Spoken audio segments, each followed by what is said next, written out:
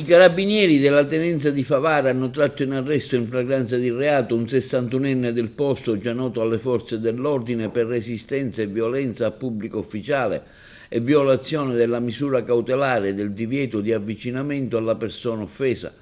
L'uomo, nonostante fosse sottoposto già al divieto di avvicinarsi all'abitazione del padre ultra novantenne, si è presentato nei pressi della casa. L'anziano, tenendo per la sua incolumità, ha prontamente allertato il numero unico di emergenza 112. Sul posto sono intervenuti i militari dell'Arma che hanno individuato il 61enne ancora nelle vicinanze della casa.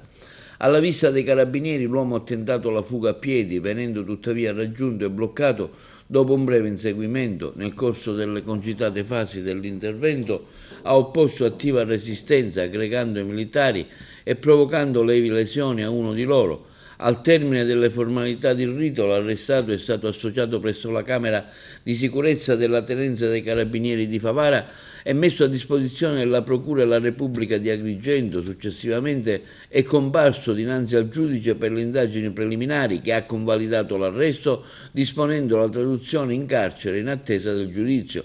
Ancora una volta la tempestività dell'intervento dell'Arma dei Carabinieri ha consentito di garantire la sicurezza della vittima e di impedire il reiterarsi di condotte vessatorie.